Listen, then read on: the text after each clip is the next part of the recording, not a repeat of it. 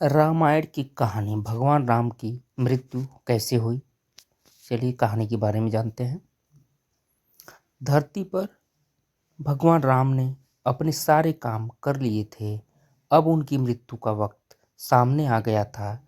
ऐसे में यमराज ने एक साधु का रूप लिया और राम के नगर पहुंच गए। वो राम के महल पहुँचे और उनसे मिलने का वक्त तय किया। फिर वो श्री राम से मिले और उन्होंने उनके बीच होने वाली बातों को सबसे छुपाकर रखने की शर्त रखी। साथ ही यह भी कहा कि अगर हम दोनों की बातों के बीच कोई भी आएगा तो दरवाजे पे खड़े द्वार रक्षक को मृत्युदंड यानी मरना पड़ेगा, मृत्युदंड दिया जाएगा। श्री राम ने साधु रूप धारण किए यमराज की बात मान ली और हनुमान जी के न रहने के कारण राम ने भाई लक्ष्मण को द्वारपाल बना दिया। फिर यमराज अपने असली रूप में आए और बोले, भगवान आपका पृथ्वी पर जीवन पूरा हो चुका है। अब आपका अपने लोक लौटने का वक्त आ गया है। यमराज और भगवान राम के बीच बातचीत चल ही रही थी कि उसी वक्त दरवाजे पर ऋषि दुर्वासा पहुंच गए। उन्होंने लक्ष्मण को दरवाजे से हटने को कहा और अंदर जाने की जिद पर अड़ गए। लक्ष्मण ने मना किया तो वह श्री राम को श्राप देने की बात करने लगे। आगे लक्ष्मण जी काफ़ी परेशान हो गए।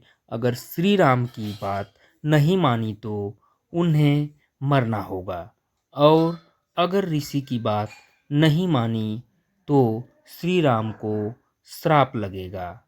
इस स्थिति में उन्होंने एक मुश्किल फैसला लिया और ऋषि को अंदर जाने